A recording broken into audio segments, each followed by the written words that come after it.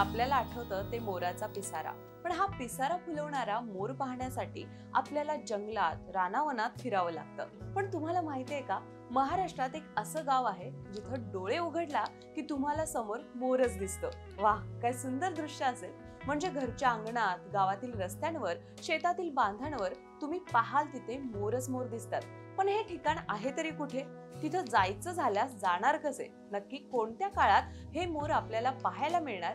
हे सर्व प्रश्न तुम्हालाही पडले असतील। मलाही असंच कुतूहल निर्माण झालं होतं। म्हणून खास तुमच्यासाठी मी भाग्यश्री आजच्या अजब गजबच मधून सांगणार आहे महाराष्ट्रातील मोराच्या गावाविषयी।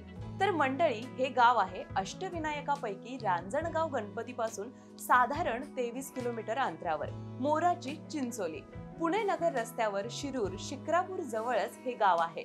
रांजणगावला गेला तर एक चक्कर तुम्ही या गावातून नक्कीच मारू शकता।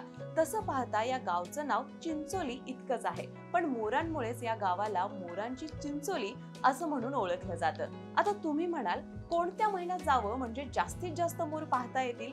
तर पावसाळा आणि हिवाळा मोरांचा आवडता मोसम आहे आणि याच ऋतूत मोर पिसारा फुलवून थुई थुई नाचायला लागतात। यामुळे जून ते डिसेंबर हा काळ या गावाला भेट देण्याची योग्य वेळ आहे। बघा मग तुमची पुढची ट्रिप मोराच्या चिंचोलीला प्लॅन करताय का? आणि हो, ही माहिती आवडली तर नक्की शेअर करा आणि जर तुम्ही आमच्या चॅनेलला नवीन असाल तर सबस्क्राईब करायलाही विसरू नका। धन्यवाद।